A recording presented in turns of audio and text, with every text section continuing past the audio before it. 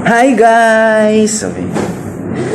For today's video, itutuloy natin yung usapan natin tungkol sa marriage under our family code and civil code of the Philippines. On our last video, we discussed the requisites of marriage and the persons authorized to solemnize marriage.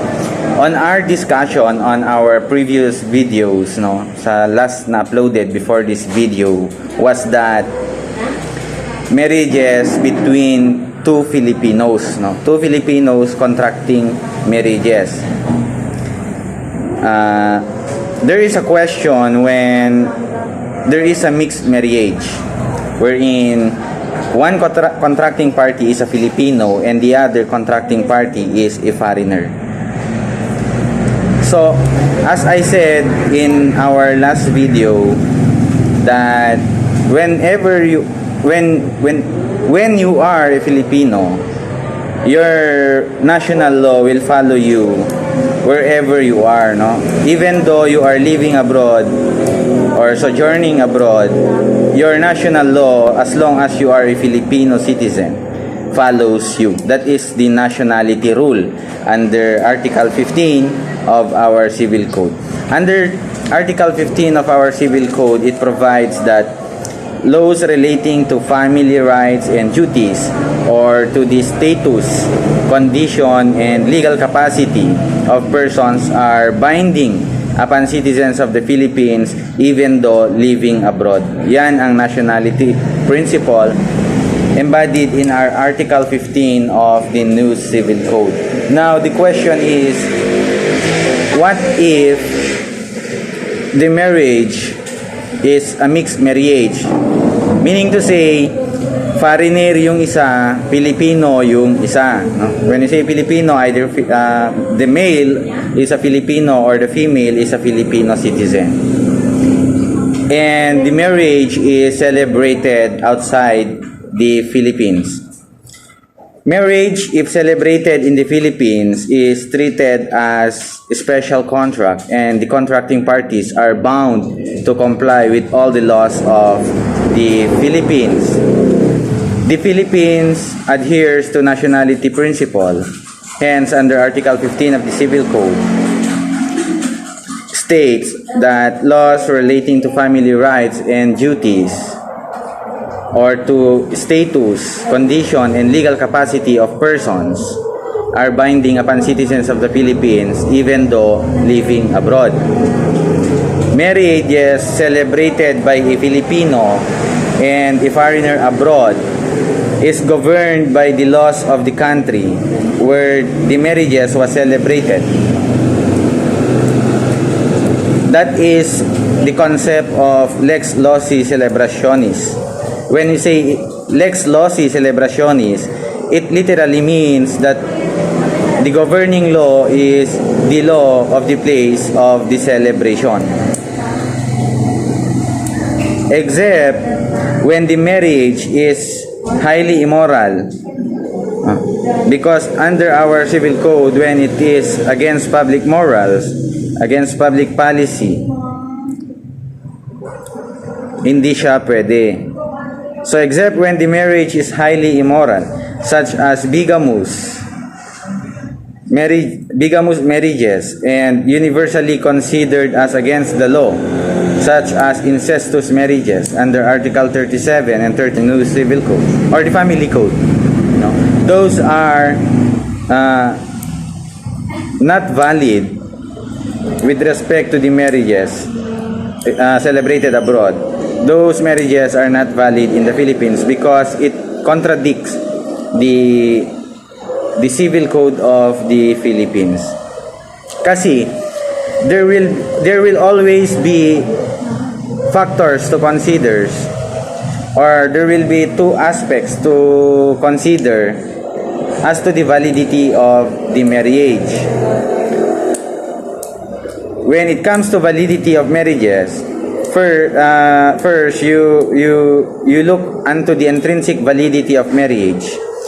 Kapag sinabi nating extrinsic validity, ito yung formalities, no?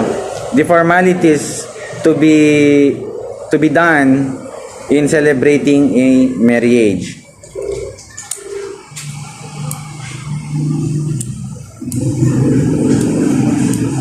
When we say extrinsic validity of the marriage, the general rule is governed by the laws of country where the marriage is celebrated. Hence, in the Philippines, under Article 26 of the Family Code, all marriages solemnized outside the Philippines in accordance with the laws in force in the country where they are solemnized and valid there as such shall also be valid in this country, no, the Philippines, except those prohibited under our civil laws. Tulad ng prohibited marriages na they contracted or the contracting parties are not of legal age, or bigamous, incestuous marriages, mistake of the as to the identity of the other contracting party, void marriages by reason of public policy. So those are the formal requisites of a marriage that is under extrinsic, no, and under the factor of extrinsic validity or the formality of a marriage. The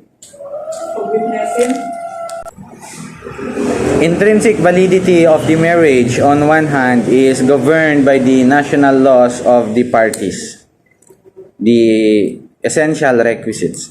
Intrinsic validity shall be governed by the laws of the parties or national laws of the parties. Hence, a Filipino is governed by Philippine laws and the foreigner is governed by the laws of his or her country. Personal rights and obligations of the spouses are governed by the national law of the husband. Under the Hague Convention, subsequent change in the nationality of the spouses will result in the following. If both spouses will have the same or common nationality, the laws where they are nationals will govern. If only one of the spouse change his or her nationality, consider the last common nationality of the spouses. If there was never a common nationality, the national law of the country where the husband is a national governs. The property relations of the spouses are governed by what has been stipulated by them. The property relations of the spouses are governed by what has been stipulated by them. Yun yung marriage settlement. It is thus important for the spouses to know what law governs the relationship as husband and wife to prevent future disagreement on the matter. Yun yung sinasabi nating marriage settlement sa naunang video before this video. Please take note also that the marriage settlement should come first before the celebration of marriage. There is no such thing as a marriage settlement if the marriage is already celebrated. The marriage settlement should be signed and executed before the celebration of marriage in order for it to be valid and binding to the spouses. Otherwise, if they did not execute a marriage settlement before the celebration of marriage, their property relation shall be governed by when the marriage took place after the passage of the family code. They shall be governed under the provisions of the family code relating to property regime. So that's the marriage. Consider two things as to the intrinsic validity and the extrinsic validity. Kapag if there is in conflict with the extrinsic validity of marriage between a Filipino and a foreigner, and the marriage is celebrated abroad, Though while it is true that there is a lacking requirements under our Philippine laws as to the extrinsic validity or the formalities of marriage celebrated abroad, but in the country where the marriage took place, there's no such requirement for them as to its formalities. We apply the principle of lex loci celebrationis, or the law of the place of the celebration.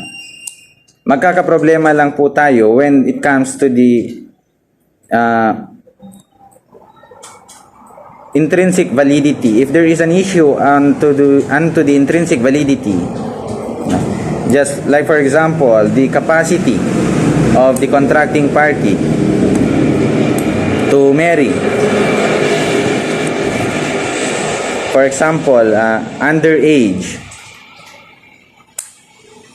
Those are an example of an intrinsic validity that could affect the validity of the marriage, even though celebrated abroad, because we apply the nationality principle. So that is on the mixed marriages. Ang kasal na ginanap sa ibang bansa between a Filipino and a foreigner is valid and binding unto the Philippine jurisdiction.